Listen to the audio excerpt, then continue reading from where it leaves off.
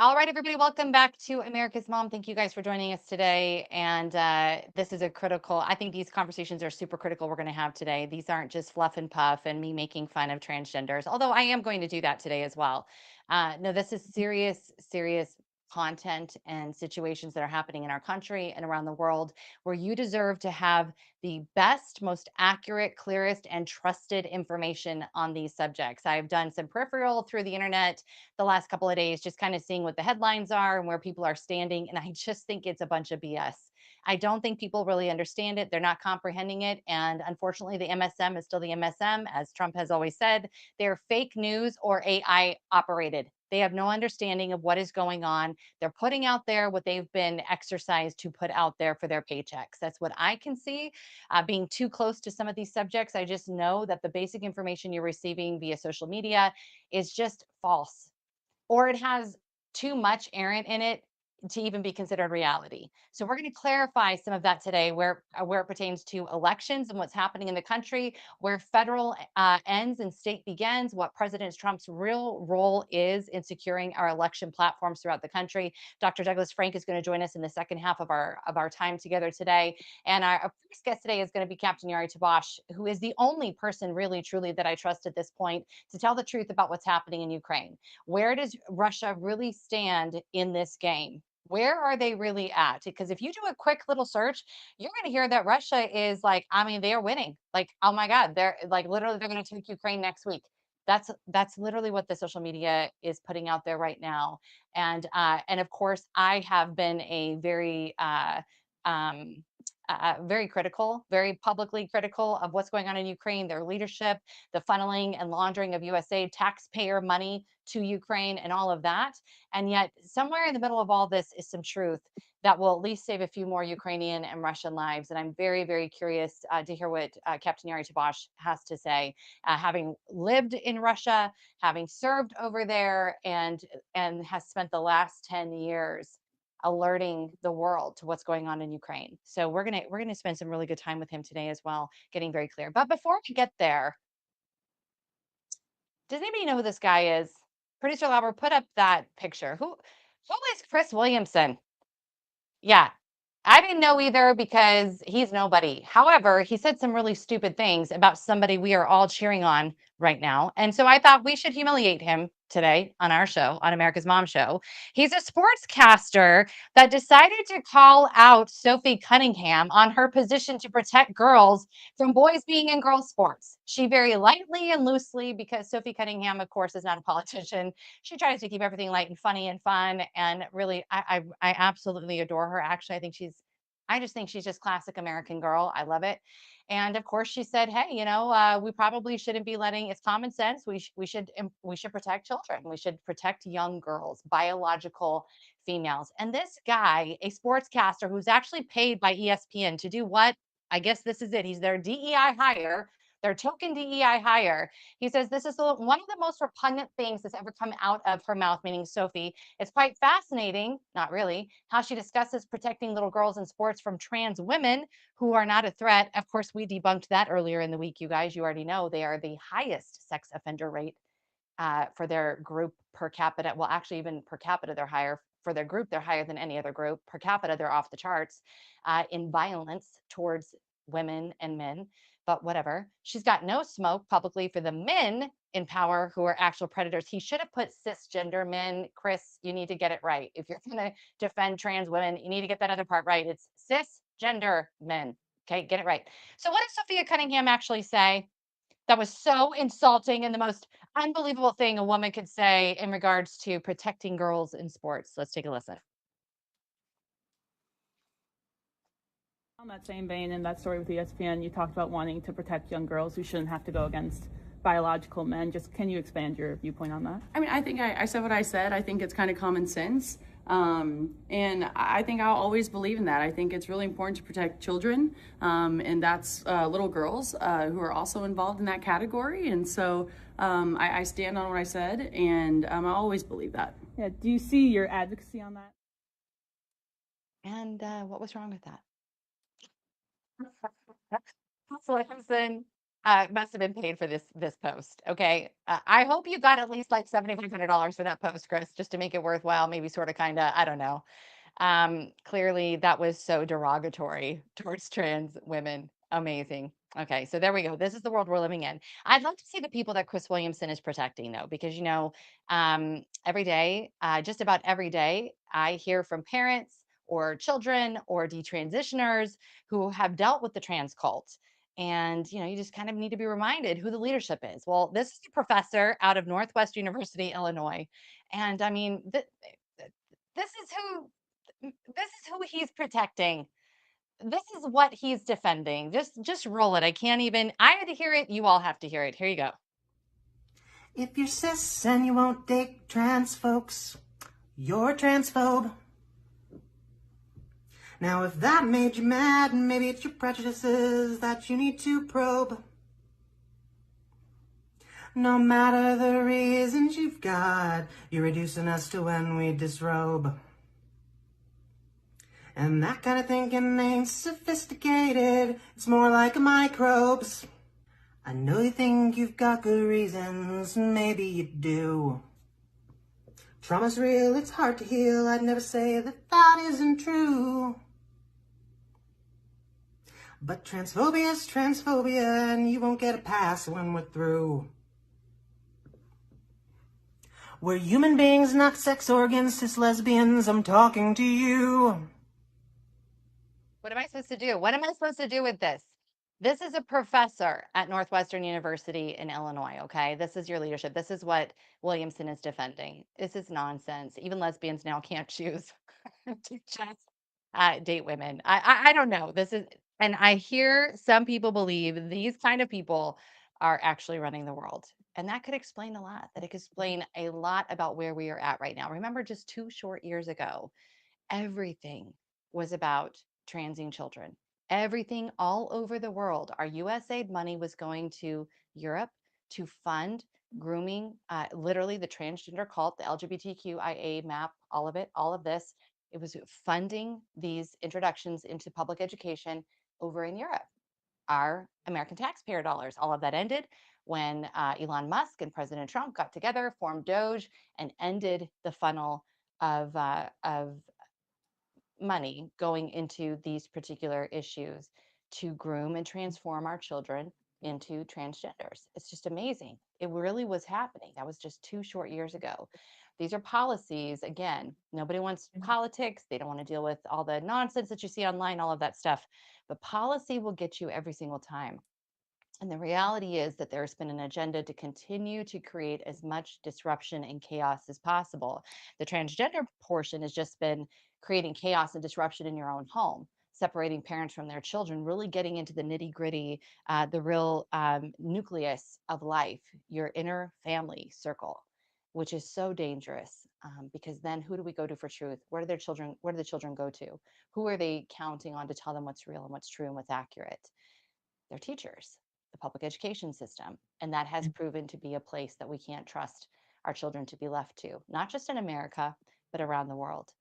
So when it comes to politics and policy, rather, this idea of what's happening around the world, President Trump ran on America first. He was going to focus on our country and stabilize America.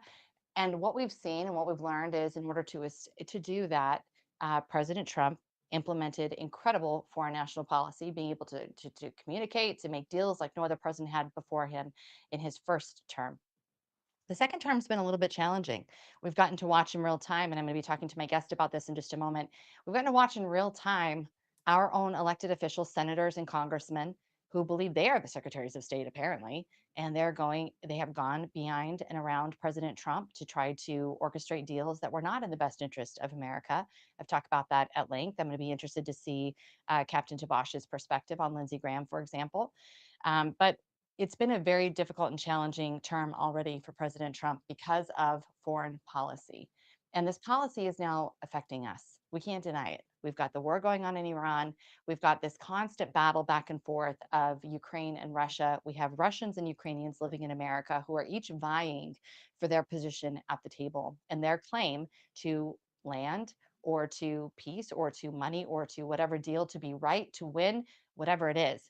in between there and somewhere is the truth. Now, I haven't spent the last 10 years of my life or really all of my life researching this stuff, living in it and being a part of it, but Captain Yari Tabash has. He was actually born in Moscow, Russia, and immigrated to Philadelphia, became an American citizen, and he is the first Soviet born captain for our military. First Soviet born captain to join our military, and has been an absolute success. He's done tremendous things both for our country and to inform and educate about what's actually going on in Ukraine and in Russia. He has firsthand experience. So I just want to encourage all of you who've thought that, listening to this podcast or that social media person or whatever, you got the full scoop. You haven't. Because I don't think you have to have a degree, but I do think living in circumstances gives you an extra qualification to understand what's really happening. You understand the culture, you've lived the ethics of that country, by the way, the morale of that country, like because it was your life. And that's Captain Yari Tabash. And he is joining us amazingly here on America's Mom today. Thank you so much for being with us today, Captain. Thank you, Sharona, very much for inviting me. And I got to say, you're a great mom. And what you were just talking about this transaction, I can't even pronounce that because I have no That's idea. nuts. I have no idea what it is. All I remember is that there were two ads. I don't know. Remember it not too long ago. There were ads for our military to be recruited into our military, and it was about somebody, which you say transsexual or liquid sexual, whatever it is. I don't understand what it is. And then we saw a Russian commercial for their military. And I tell you, my entire career, my entire life was built on fighting the communists, fighting the Russians, fighting the Soviets. I joined the military because I heard that when President Reagan said it's an evil empire, I knew exactly what he was talking about. And I said, I was going, as a kid, I said, how can I do it now? The only way is to fight is in the military. So I decided to join at that point. And when I saw the Russian commercial for their military and I saw our commercial for our military, I kind of felt like maybe I should have joined the Russian military. This is crazy what they were doing, and no wonder we were shortfall of recruiting. Where now we're over recruited, and in order to get into our military, you have to stay in the queue and have Yeah. good grades and be healthy and be drug free and so forth and so forth. And they're So no thank you longer very much. funding absolutely, they're no longer funding those transgender surgeries and medications and all of that in the US Or Army. even You're or exactly even for any warrior to sit in a classroom all day listening to something that I don't even understand, and I'm being a senior officer, spending 26 years in the military. What the hell are you people talking about? I don't understand this. I mean, I'm looking at Sharona. I know exactly what she is. Very, very nicely what she's right. I'm looking at Dr. Frank. I can see. Yes, he's a boy. He's a boy. he's a man. He's a Okay, man. so this is yes. So Let's looking at those commercials, I remember this. There's something wrong with us. We got to change this. We're never going to get men recruited or women that want to serve their country, like my daughter, into this kind of military where you have to sit in a classroom listening to this instead of learning how to shoot, learning tactics, learning logistics, learning how to pack a parachute or how to drive a boat or fly an airplane. That's why we joined the military, to defend our country, not defend one group of people in our country. Well, and don't you think too, just from your extensive experience in the military and being a man, by the way, men are meant to be Thank you. protectors. You see what's happening and your alarm bells sound and women get to be the nurturers. We get to be the soft spot as long as the men are being the men. But this whole attempt when they invaded our military with this nonsense, with this propaganda, it was to demasculate these men so they would not stand up for truth, would not hold the line for what's for reality even. I really felt it was a major demasculization, and on the heels of or on the precipice of a war. That was really interesting. Seeing what Ukraine was going through. Russia's running these amazing, like you said, that is an amazing thing to remember. They ran the most incredible videos, commercials on strong men. It was absolutely in opposition of what America was doing at that time. And it was very degrading to America. But a broken clock is right twice a day. People need to remember that just because Russia had great commercials regarding men, and they do know what a man is for sure. And they honor that there. That does not make them right in the big scheme of what's been going on for the last 5 years. And so the demasculization of America. I think, tell me what your thoughts are on that. The beginning of the war, you've been covering this for more than 10 years. You've been watching this come up. Kind of take us from the beginning, as give us a backdrop and to where we're at right now in the war with Russia, and why it has any significance to a mother in East Texas. Like, why should I even care about this stuff? It's thousands of miles away. Well, I mean, it's always, World War One was 1,000 miles away, World War Two, Vietnam, all of them were away until it comes to us and it threatens our country. And today, indirectly, maybe for now, but it is threatening our country. We take Venezuela, we take Cuba, we take Iran, Syria, all these countries. We've been doing over and over again. We've been fighting and fighting them, and something else comes up. But I think that President Trump saying, okay, we've been doing the same thing over and over again. We got to take a different approach to resolve the situation. And I think that this is where his genius is, because he's resolving it with a different approach, not fighting them directly in their face, but saying, listen, it is better if we're going to do business together, if we're going to prosper together, if we're going to, whatever, whoever you want to choose, you choose. Whoever you want to live with there, you live with them, however government you want. No government is perfect, but we're going to prosper. We're not going to fight. What's the point of this war in Ukraine? Again, to point out, Putin was elected. He was elected by the Russian people because they saw a man in him, because he was tough. He spoke directly. He wasn't drinking. He wasn't drunk. He was a judo or whatever wrestler, and he was a KGB officer. He was this tough guy, and he was going to he's going to fight the corruption. He's going to fight all these bad people. Of course, now none of it materialized, because we're still dealing with a KGB thug who fools everybody, who is constantly pretends to be something that he's not. So eventually, his popularity started to drop, and he decided to pick on Chechen people. Nobody paid attention to his genocide of the Chechen people. Then he attacked Georgia, but President Bush pulled our fleet into the Black Sea, and he pulled out of Georgia, but had enough time to place his government in there, his puppets there. And then under President Obama, he took Crimea. And Vice President Biden called at that time acting president of Ukraine and says, "Do not defend Crimea. Give it up. Otherwise, you're going to be sanctioned." And they gave up Crimea without a fight. And that was supposed to be staging ground for invading the rest of the Ukraine. When Secretary Clinton was supposed to become a president, everybody was sure she was going to be president, and they were going to finish the job right there and then. But unexpectedly to everyone, President Trump becomes a president. He lifts the veto that was placed by President Obama on lethal weapons to Ukraine. Ukrainians got the lethal weapons, javelins and sniper rifles and so forth, instead of blankets and socks. And he sanctioned the Northern Stream, so the Russians weren't be able to sell their oil to Europe, and many other things. He closed all of the Russian consulates in the United States, and Putin had to put a stop on invading the rest of the Ukraine. So, but then when President Biden came in, or President Obama 2.0, then the whole thing started all over again, and they invaded Ukraine. They started to invade Ukraine, but by that time, Ukrainian people were already prepared for it, more or less. Their army was already a little bit different. They knew that their neighbor is very, very difficult one. But President Biden did not go with our law. He did not go with what American people demanded by supermajority voting in Congress to give a land lease to Ukraine. He didn't give it. He never gave a land lease. And Ukrainians were fighting on their own, basically. Europeans weren't helping much. And so it was a war of stagnation. So at this point, there is still a war of stagnation where the front is basically frozen. Russians are not winning. What it is, it's a war of terror now, where Russians are bombing civilian cities, civilian areas where people live. Just today, there was a drone show in near Kiev, or in Kiev, and Russians sent 10 missiles in there. Of course, again, why would you have a drone show and unmanned vehicles show near Kiev?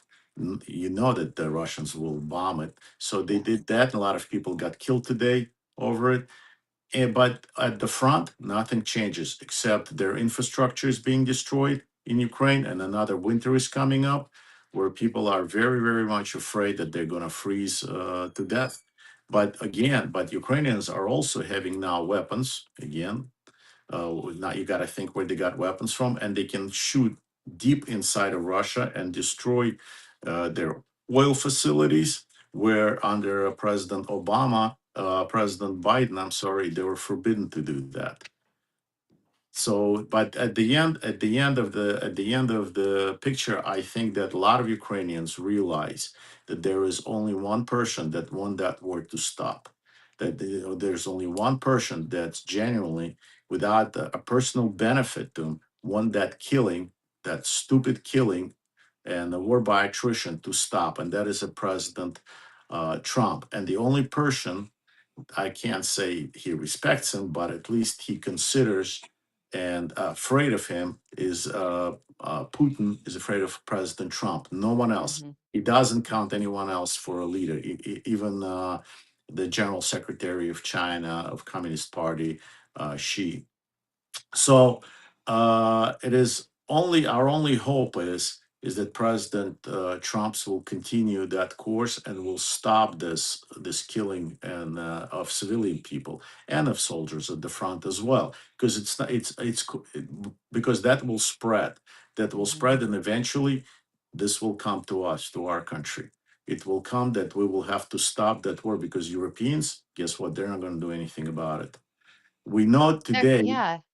for some My under reason, yeah, for my some reason, understanding, I'm so sorry to interrupt you, Captain. no. One of the things that people talk about so much is the financial side of this. And I've heard from Ukrainians here in America, very prominent Ukrainians, why doesn't America just put a, um, $1 billion. sorry, stop there, close, yeah, freeze their bank accounts. Thank you. The oligarch bank accounts over there in Russia. But that's not really for us to do because those bank accounts are in Europe. In And Europe, that's right? for the Europeans to do. And they haven't done it.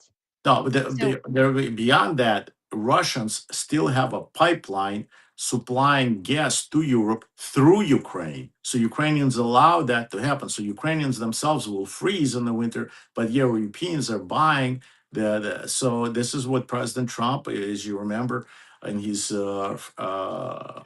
first term, when he was sitting there in NATO and saying, Why are you building Northern Stream? Why are you investing all this money? And you'll be making billions of dollars with the Russians while we have to defend you. And everybody said, and everybody blamed him. Oh, he's trying to break up NATO. He's upsetting all of our allies, and so forth and so forth. And now we see that this is exactly what he was trying to prevent. He had a vision way further than his nose. Also, President Trump is very, you say that many Ukrainians are starting to understand what's going on. There are, of course, media that misrepresents the whole thing. Even in Israel, they do that. Even in Israeli television, when I go there, I'm shocked that they're trying to fight President Trump, thinking if the Congress will go to the Democrats, it will be better for Israel. Yeah, all those Mandamis and Omars and Cortezes, they're going to be very, very good for Israel. It's TDS. What can I tell you? And it's President Trump was very clear about it. He's saying we allocated $350 billion to war in Ukraine. 80% of this money didn't get to Ukraine. So it's not the war between Ukraine and Russia. It's a global war. It's a globalist war. Where did the rest of the money go? I'm sure President Trump knows, and that's why everybody is afraid. That involves Ukrainians, that involves Russians, that involves Americans, that involves Europeans. So where did all this money go? So why should we invest more money if it's not going to go to where it's supposed to be, our taxpayers' money? So let's see where we're about 200 and about 150 billion hmm that never got to Ukraine.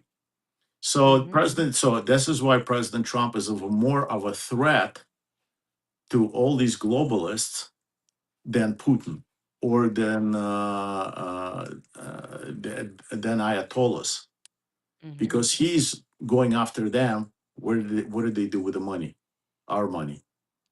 And I think what we saw, I thoroughly enjoyed a trip there that you hosted with myself and Julie Pickering here from the state of Texas. It was really eye opening for me to see my own senators from America, congressmen, former ambassadors trashing my country and talking about Yes, how it was really it's mind blowing disgusting. Discuss. and But disgusting. also, but also, we've met some Ukrainian parliamentarians. We met some Ukrainian ministers who are Those are very lovely. pro-United States, who are very Very. supportive of President Trump. But again, they're under attack, and those of us Yes. who speak out and saying President Trump is not your enemy, President Trump is your friend. He's the only one that is willing to step forward at his own expense, at his own political expense, Yeah. and stop this war. But your media and all this leftist media in Europe and Ukrainians suffered most of all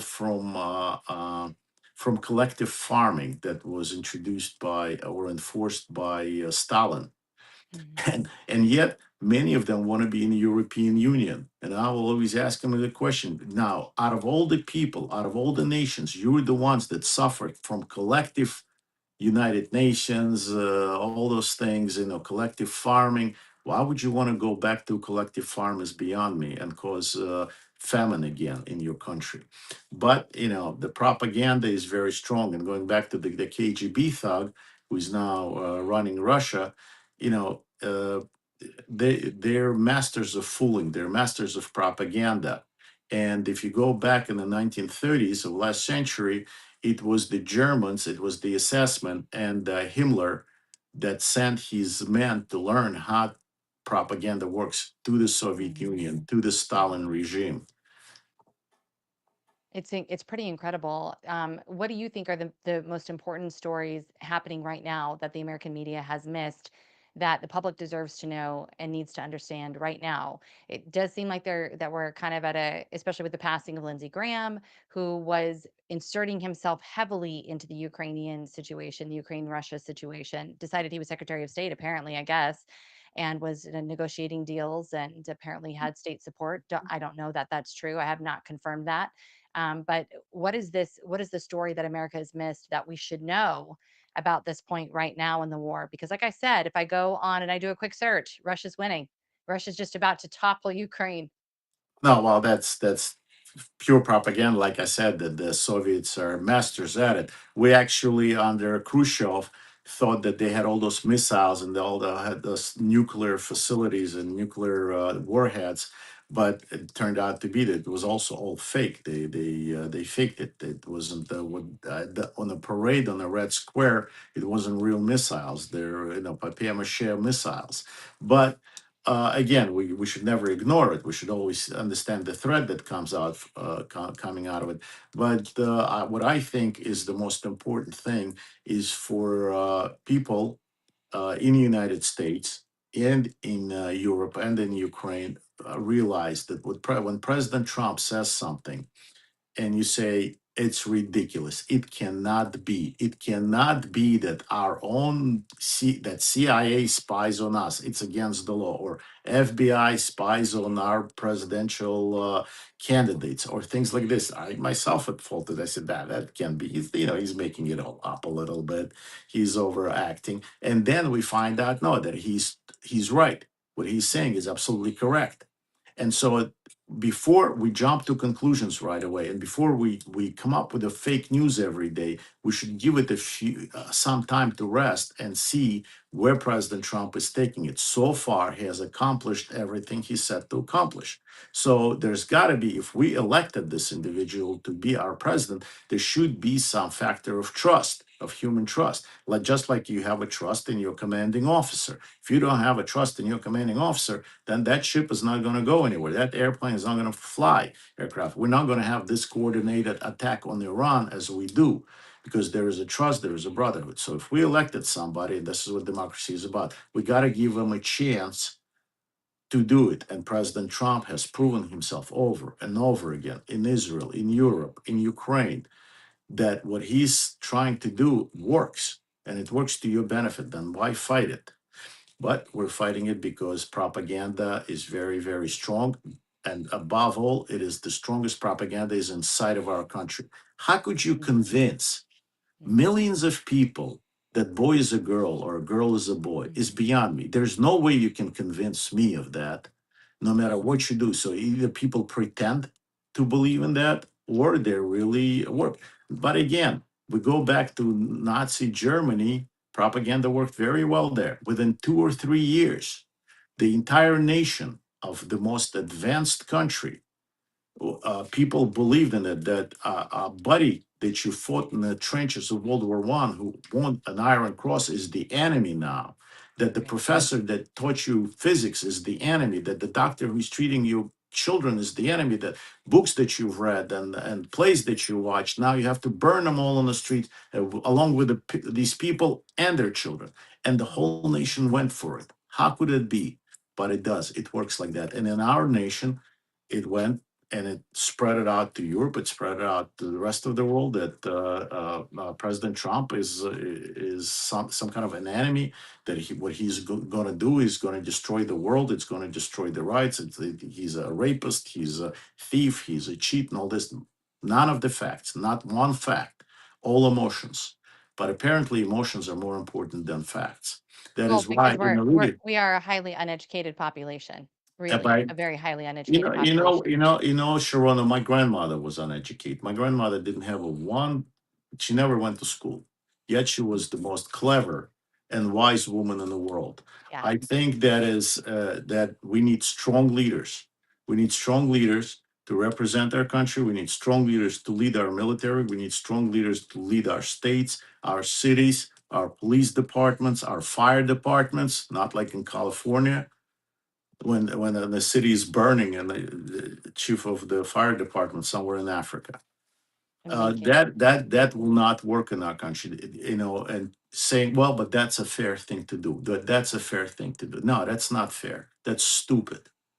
That is You've not lived in the fair. land of reality for too long. I want to get your take on this. President Trump has come out strong about Iran and Russia and China and their relationship. And I want to get your take on what President Trump had to say about Russia and China collaborating together to sell weaponry to Iran. If we can play that.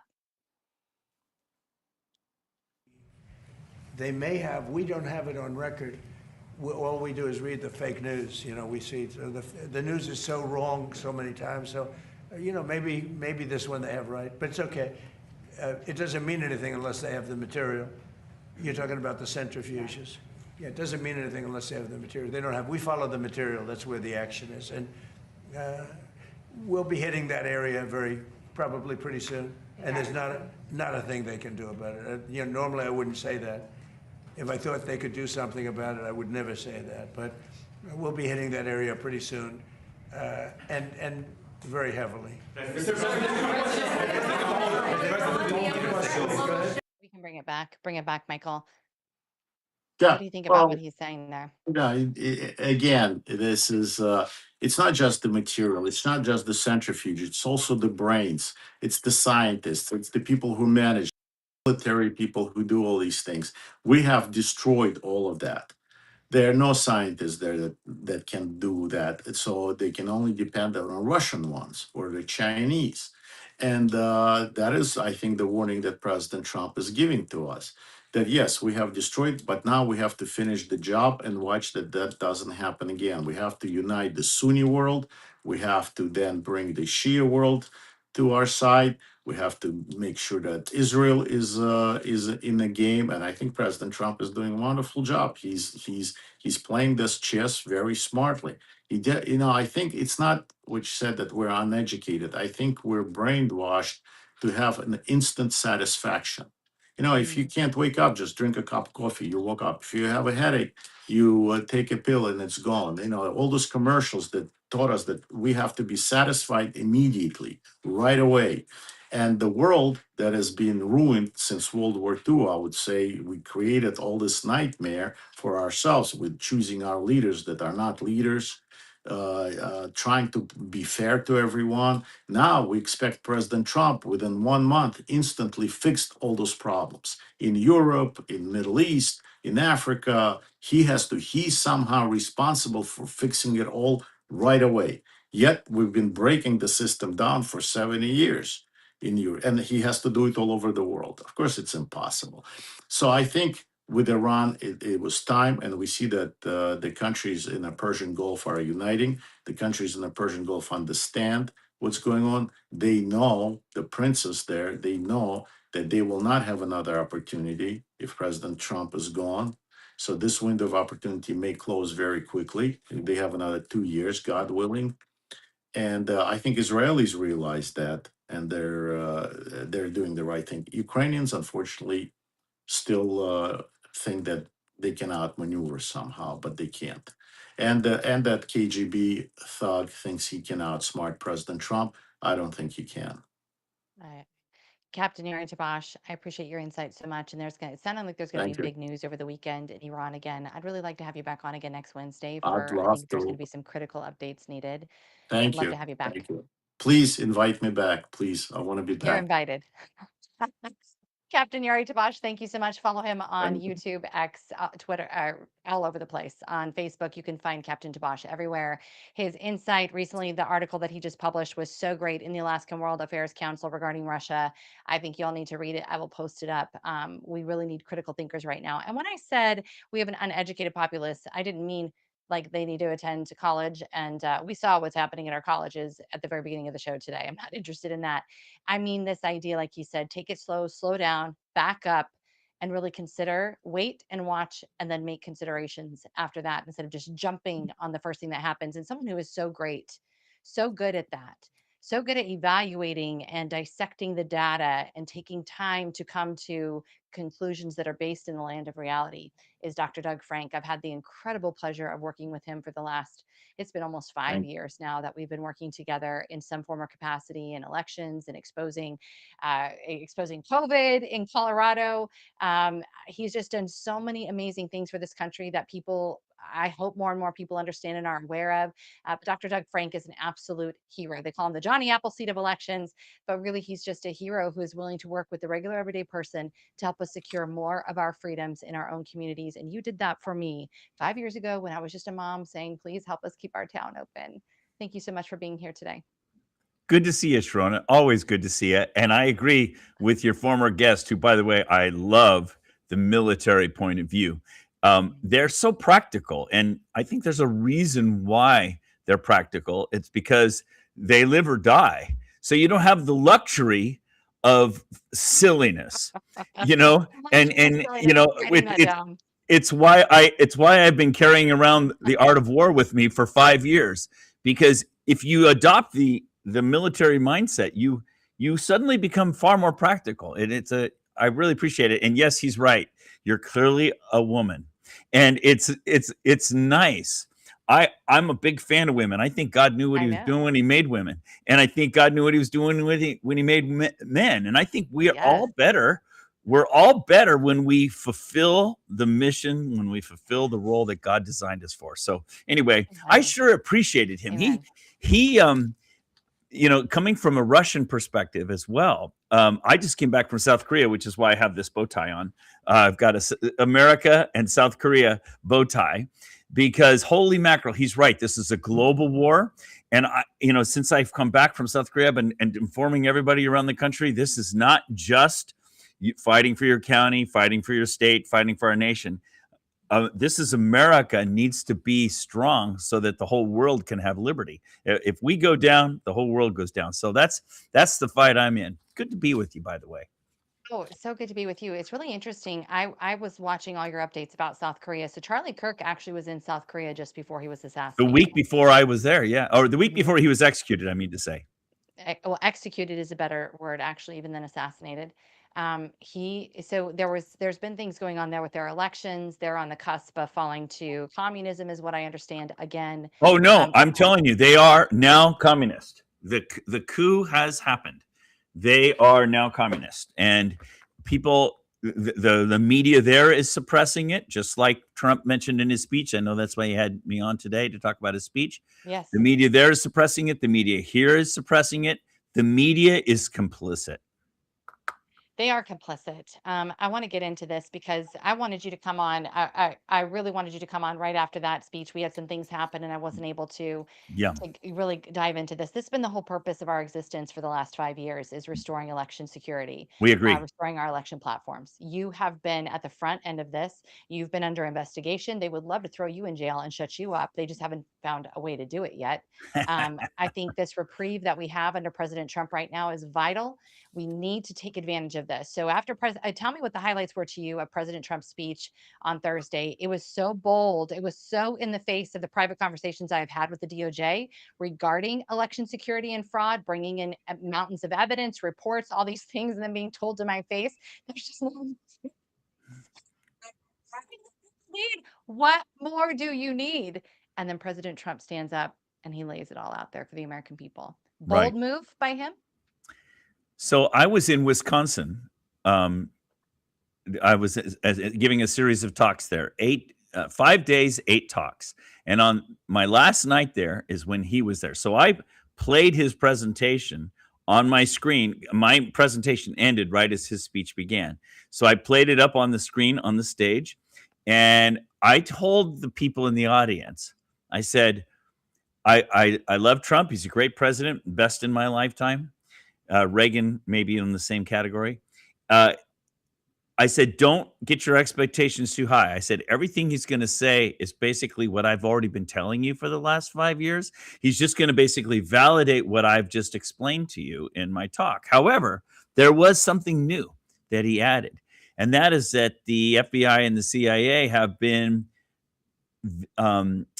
indicted essentially in his speech. He basically pointed out that they were suppressing information getting to the White House press briefing. So that was new, that he actually came clean with that. So really his speech kind of fell into like 4 categories. First, he said, America is great. And I think that's important that he said that because he was about to bash us pretty good. Okay. And he doesn't necessarily want to come out and say, man, we are in terrible shape, America. Let's all just jump off a cliff because we're dead. He wanted to make sure everybody understood, no, look, America is in the golden age. This is great. We're in good shape. And so he spent the first like 10 minutes of the speech just basically telling us how great we were. That was important. But then, after he kind of set that aside and he said, okay, but really tonight I'm here to talk to you about 5 points. And his speech had 5 points. Basically, our election data has been compromised. And by the way, what he was really announcing. His speech wasn't as important as what he was announcing. He was announcing that all this information was going to be released to the public. He was declassifying a whole bunch of information and releasing it. This is a big deal. This is a big deal. So first thing he announced, the election data, all of our election data in America has been compromised and China has it all. That's a big deal. Second, there's all this deep state suppression of the fact that this has been happening. That's a big deal. And that was, to me, that was new. So it's not that you and I didn't know that. Of course, we know the media's been suppressing it. The government's been suppressing it, but he's now saying he has the evidence. So he's actually going to be revealing the evidence. He talks about the burn bags and all that stuff. So, Obama's burn bag. So the suppression of the evidence. Then he points out that the media has been a big part of this, that the media has been complicit. And he said, look, China's been paying huge sums of money to all these different media outlets, AP, CNN, MSNBC, all these. They receive payments for propaganda, as you just heard about with your former guest. In other words, if they will promote the propaganda that America's in, our president's no good, everything's okay, we have the gold standards. If they'll do that, they receive money for that. So that's a big deal. Then he pointed out that, and Kash Patel pointed this out last June, by the way, in June of 2025, that there were millions of phony IDs and phony ballots printed to influence the 2020 elections. That's not hypothesis. I've seen that evidence myself. That is real. In fact, the FBI seized 1 million fake ballots and 1 million fake voter IDs in October of 2020, right before the election in Detroit. And that's what Kash Patel was announcing last year. Well, how come that didn't make it to the White House press briefings? That's the point he's making. All that critical information was hidden away. I'm always, whenever I think about this, I think about the movie Raiders of the Lost Ark. And you remember at the end of the movie in Raiders of the Lost Ark, they put the Ark in this crate and it goes in, they put it in the back of some warehouse somewhere. Well, that's basically what's happened to all the critical evidence. So Trump is basically, in his speech, what he's really saying is he's changing the direction of the country. He's saying, I'm going to start revealing all these facts that the government had that's been hidden from you. So that's a big deal. He's I do have reason to believe he's already done that, but he's slow. So he's already seen all of this. I know for certain. Oh, That, he's seen it all. Yeah. right. But the public hasn't because it's been classified. So Okay. he's declassifying it and releasing it to the public. That's the point I'm making. Okay. He's also doing something very, very important. And this is something I've been talking about for about a year now with everybody. You might remember during his first term in 2018, he passed an executive order.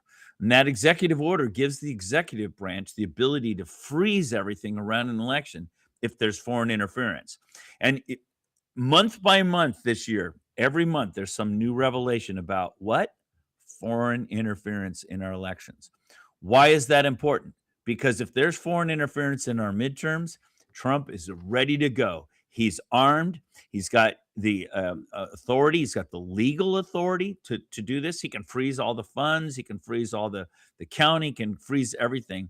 And I really think he's moving the Overton window. The Overton window is what you're allowed to talk about in public. He's bringing that into the public discussion so that when it happens, because I think it's going to happen in November, and he steps in and starts freezing elections around the country because of all the vulnerabilities, et cetera, that's going to, I think he's preparing us for that. That's a big deal. So he talked about, go ahead. One thing I learned that I thought was interesting, and you and I did discuss this the last time you were on, was the power. I believe it was you, it may have been Patrick Colbeck, was the power of CISA. When CISA came out and said, was Chris, I forget his last name, who was running CISA at that time? I don't remember his name. He CISA came is out. basically impotent, which is why Trump got rid of it. Yes, and they said, and the impact that they had when they said it was gold standard and there was no Right. interference in the election. Right. Right then and there, after the 2020 election, they handicapped the judges across the country because there's an understanding that they would Yep. not subvert that bureaucracy. Right. That was a given. They said they are the investigative arm, and if they said there was none, we're not going to bypass that. There you go. Because then who are we going to refer this case to? Like, what do you think is going to happen? The federal government is going to protect the federal government. That's just what's going to happen. We've heard it from the attorney generals there in DC. You can't expect the same people who did this to correct it. And you're so famous for saying, politicians don't start parades; they join them. It's the same concept. But when Yes. CISA was declaring that everything was just great, this is the gold standard. Now that Yes. CISA is out of the way as an actual look to for reality of our Yes. election systems, this is what makes it this is what actually puts teeth to what President Trump is about to do in freezing elections across the country. Yes. What He's taking away authority? all the obstacles and he's Yes, defunding them. I mean, the whole yes. idea of taking away USAID, everybody thinks that's to do something else. No, that's basically elections. Why did he take over Venezuela? It's not because of oil. It's because of elections. He's been systematically taking out our enemies in terms of elections. So, we were going over the five. Go ahead. Just for clarity for the people listening too, the global community that loves to bash us here in America, they Yeah. did nothing when they knew that Venezuela interfered in our elections. They Correct. knew we had evidence. That's been Colonel Sean Smith can talk at length about that. Yes. They Yes. saw it, they knew, and they did nothing. So we've been left to have to finally defend ourselves and do what's in our best interest and go after Yeah. those that the global community was supposed Yeah. to address and would not do. So just as a side note. Let me pause for a minute there. You and I have been working together for 5 years now, and 6 years actually, you and me, because we started in COVID. Gosh, We were telling everybody back then that the machines were accessible and hackable. Mhm. We were telling everybody that. And what was the mantra that we heard nationwide? The machines are not connected to the internet. Now, I mean, we spent basically 2021 proving to everybody that the machines were connected. Now it's freely admitted. It's funny. I just came from Wisconsin. I spoke with a bunch of clerks there in private, and what they did is that they tell me at the end of the election day, they roll their machines over next to the window so they can contact the cell towers and report the numbers. I mean, it's like it's like openly discussed now. But back then, everybody was telling us, "Oh no, this is not true. This is not true." So we were fighting a battle then when people are saying, "Well, they can't be manipulated because they can't be connected." Are you kidding? Of course they can be connected. But we were fighting that battle, and we were being lied to by the media. We were being lied to by by CISA. We were being lied to by our politicians, our secretaries of states, our clerks. Everybody was lying to us. Well, we've proven that we were right and they were wrong. And that was a vindicating thing, I think, for the president to say that in his speech. We have all these cyber vulnerabilities. And it's not just our voter rolls that are cyber, it's the machines themselves. And he talked about that. So there are 5 points he made in about our, he had 4 sections to his speech. The first section was America's doing great because he's about to bash. The second section was he moved to the election vulnerabilities. Then he said, I'm announcing an investigation, releasing all the evidence. And then the fourth thing, it says we need to pass the Save America Act. Okay, so that was kind of an outline of his speech. All right. But you and I think, are here to discuss the election vulnerabilities. And he gave 5 points. He said, first of all, China's got all of our election data, and that's a bad situation. Second of all, the deep state is complicit, and they're suppressing all the evidence of election fraud. That's big. And then the media is being influenced and being paid to do propaganda. And wasn't it great hearing your former guest talking about how the Russians are experts at propaganda? Well, so were the Chinese. And so they were basically paying for the propaganda. And then the fourth point, he talked about the manufacturing of the illegal ballots. And that's true. He mentions that in his speech. That's a big deal. Then step 4, he said he was talking about the cyber vulnerabilities. And then step 5, he talked about how our voter rolls are full of non-citizens and people who are voting who shouldn't be voting. So that was kind of his summary. And, it's very close to my speeches that I've been given for 5 years. So it was pretty fun for me to hear that I had just given a speech to a group in Wisconsin, up in Waukesha. And then the president got up and gave a speech, and I just felt like check mark, check mark, check mark. As he was saying, it's like, hey, folks, did I just tell you all these things? The only thing that wasn't there was when he talked about how they now have evidence that the information wasn't making it to the White House briefings. So, but I thought that was a great revelation too. So I think that's a pretty good summary of his speech. It's highly vindicating. It proves everything I've been saying for years. So in other words, it doesn't prove it. He's providing the evidence which substantiates what I've been saying for years. That must feel very good because there has been a lot of attempted denigration of your character. The price that you paid to get into this fight, it has been massive. Your love of teaching and teaching the most incredible kids that our country has, the most intelligent and bright kids, and having to step away from that whole, there's been a lot of loss in the midst of this kind of sacrifice for you and for your family. And I don't mind. I think it's good to remind the public of that. It's not all sunshine and rainbows in this. It really hasn't been. But I also really defer to you now because you've learned so much in this process. We were so naive in the beginning. Oh boy, were we naive. Oh my God. We truly believed that they were going to be excited that we came to them with this information. And they're like, oh my word, all I have to do is sit down with the Secretary of State and hack into his election. And he's going to go, oh no, I'm going to fix it. That's how naive we were. And I did that with 24 secretaries of states across the country.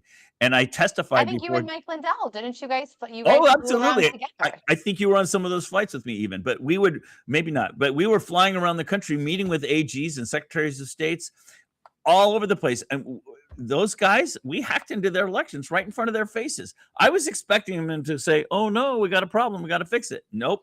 They like it the way it is. And there's this very strong infrastructure that supports the current corrupt system. I like to say this is infrastructural election fraud. the whole infrastructure is set up to enable fraud. It's not necessarily, grandma voted for grandpa. The whole system is set up that anybody wants to manipulate elections can do this. The infrastructure is set up. It's institutional election fraud. By the way, I have a hat that I wear these days. Destroy communism in Korean.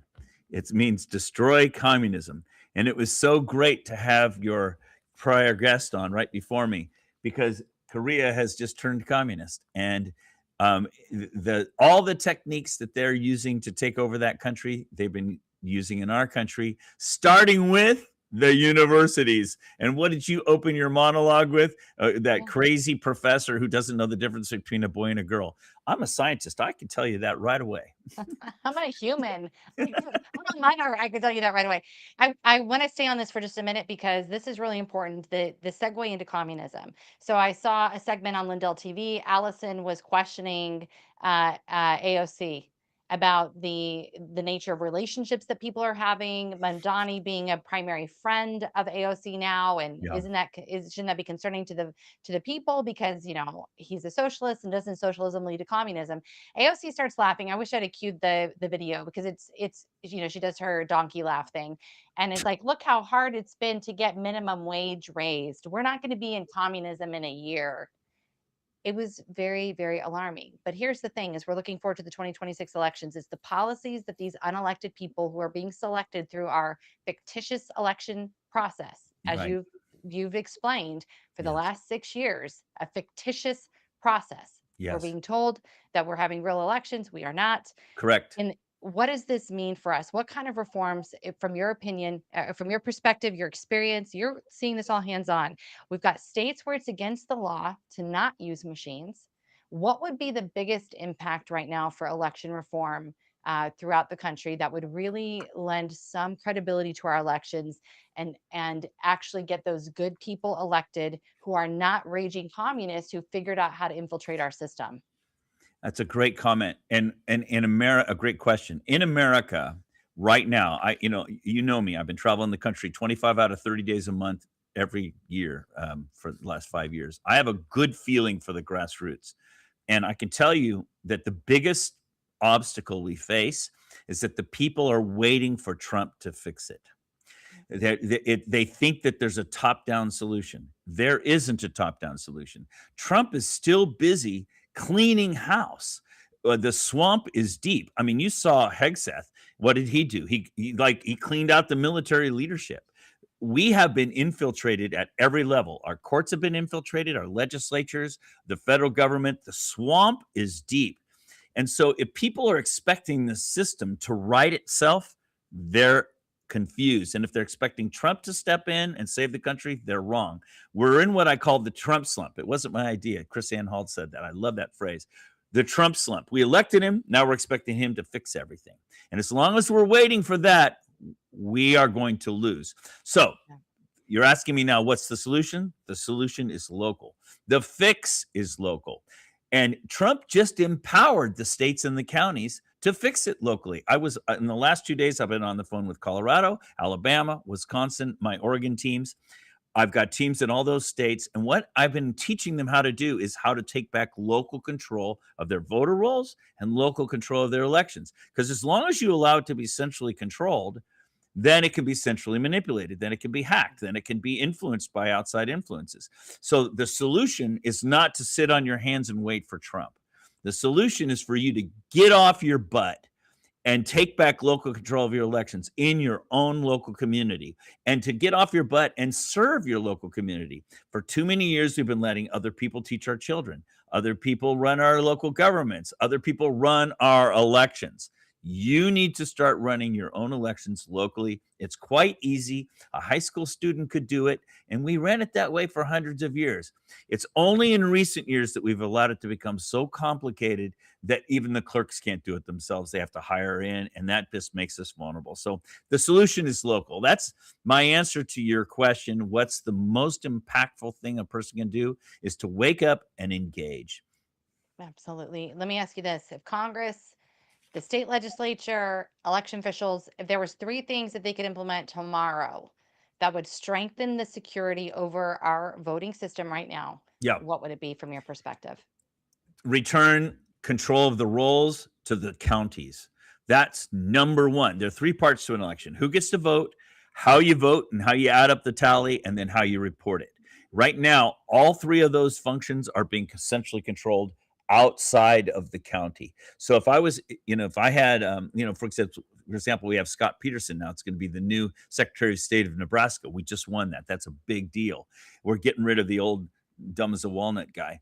And he has some discretion, and he can return a lot of the local control to the local people. So the first step is let them control insist that they manage their own voter rolls locally, and involve the precinct captains, and that's a good thing. Second, don't do remote calculations and remote totaling. Do all your counting locally, right in the own precinct. And then the third thing is, I've talked to hundreds of clerks around the country, and I always ask them at the end of election day, what do you do? They say, oh, I run home and I turn the TV on. I want to see how the election comes out. And I say, well, did you ever verify that the numbers you turned in are the same as what the Secretary of State is reporting? Not one time out of hundreds of times I've asked that question does a clerk say, yes, I check. So what I do is I bring out my laptop and we look it up. I look it up, and they say, and their numbers that the Secretary of State reports don't match their own local numbers.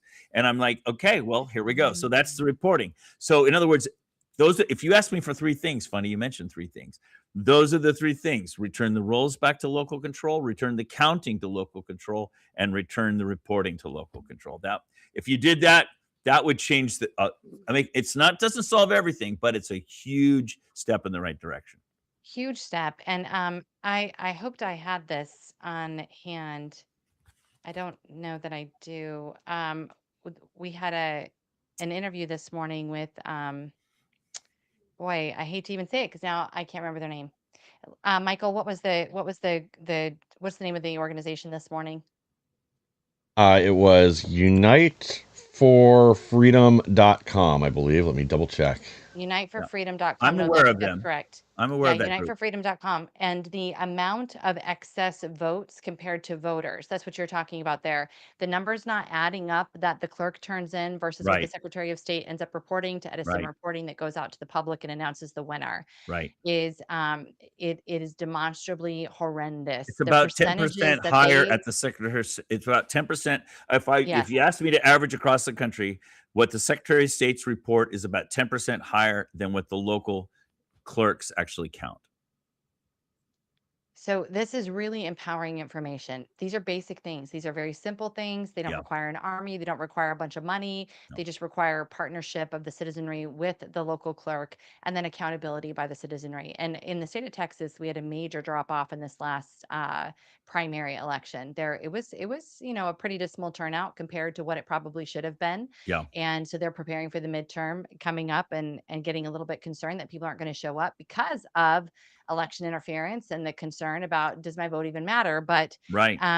to the point of some, I mean, be the case then. If you don't cast your vote, someone is more than likely going to cast your vote Yeah. for you. You're think you have to giving take up that your into account. name for somebody else to use your name and cast a vote if you don't vote. Yes. Everybody needs to vote. I never discourage people from voting. I do encourage people to engage the system that's screwed up. Yes. Yes, absolutely. So moving forward, what's next on your agenda? Where can people follow you at and see what's going on? I appreciate you bringing the South Korea thing to the front. I read In Order to Live. That book is absolutely phenomenal. And South Korea was a safe haven for those who were escaping communism from North Korea. I'm very sad to see this happening. But what's the next thing on your agenda? Well, I'm still working hard around the country. I have more invitations to go places than I have time. And so I've kind of changed my strategy. In the early days, you and I were in the early days, I was being invited all over the country. I would pick up and I would fly here, and then the next day I'd fly there, and the next day I'd fly there. That was kind of my MO. But I learned that really wasn't very efficient, because what was happening is people just want to come hear me talk. They're not ready to engage. So I changed my strategy. I started these 7 steps teams, 7 steps to take back our elections. And I've been developing For example, I didn't just go to Wisconsin for one day. I went to Wisconsin for 6 days. And starting Sunday, I'm going to Oregon for 7 days. And I'm not just going there to talk. I'm going there to service my teams. I have for example, in the state of Oregon, they have 36 counties. I have teams in 25 of those counties. And these are local grassroots teams that are actually finding real fraud. And when they find real fraud, they actually go to the county commissioner meeting and report it in the public record. Okay. And what do I mean by real fraud? Well, this person was dead and they voted for 3 more elections. Or here's a person who moved to Texas and they don't live here anymore, but somebody is still using their ballot here. And we find those actual cases and we report them in public. And we're basically shaming the county commissioners into listening to us and complying. Now, the cool thing about my new strategy, I'm not just going, talking everywhere. By actually organizing, we're actually fighting in a warlike strategy. We're making strategy, and that's when we're successful. So if you just have one county that's like doing reform, the problem is the state and the powers that be will come down and oppress them. But if you have multiple counties doing it at the same time, and when you're fighting a war, you look for weaknesses in the enemy, right? Well, one of the weaknesses in Oregon, since I brought that one up, is that they mail a ballot to everybody in their voter rolls, except they have 105% of their people registered. So there's a little problem there. And it's actually about 30% too many ballots are going out. So when I talk to a county commissioner and I say, hey, look at all the money you're wasting mailing all these ballots to non-real residents, and they have to pay return postage too. And when you work out the numbers, it's big amounts of money that they're wasting in that state, not to mention making the elections vulnerable. So I talk to the county commissioners, I show them how much money they can save if they'll do a little reform. I talk to the local sheriff and we show all the civil rights violations, because every fraudulent ballot violates civil rights. The citizens get involved and they form a movement. And then it's not just one county, it's a bunch of counties standing together. That's how we win. And I've got teams like that in Colorado, where you used to be. I've got the San Luis Valley, 6 out of 6 counties there, Douglas County and El Paso. These counties have already stepped up. In fact, the clerk of El Paso quit the County Clerks Association. I don't know if you heard about that. Yes, I mean, I did. this is big deal. Yeah. So in other words, we're beginning to make progress. Crane. Yes, we're beginning to make you. progress, because we're not just acting individually anymore. We have a strategy. We're implementing the strategy, and we're making incremental progress forward. Now the president's providing air cover. We're ready to invade Normandy. It's power in numbers for certain, and you are excellent at numbers. It fits you. Thank you so much for all the great work you've done and are doing, Dr. Frank. Thank you for being here with us. It's great to be with you, Sharona, as always. Thank you. All right, everybody. Well, thank you guys for being with us. I hope this has been, again, very productive for you. I hope you've learned. I hope you feel educated on what's going on, and all is not lost. All is not for naught. So we're working, we're moving forward. We can't stop. It's not time to slow down by any means. And it reminds me so much too. You'll appreciate this, Dr. Frank. I think Captain Tabash would too. We're at this weird place where it's almost like when the Hebrews were demanding a king, and God's like, "Are you sure you want to do that? Are you sure you want that? And are you sure you want to do that? Yeah." And that's what we're doing by giving full authority and turning every decision, every action needs to be carried out by the president. Yeah. That is a kingdom. Right. And that's not what we're designed to be. So constitutional republic requires the activation of the citizenry. We have to get busy, and I'm tired. We're all tired, but literally the future of the entire world, as you said it so beautifully, and it is true. It is 100% true. All ships rise with America.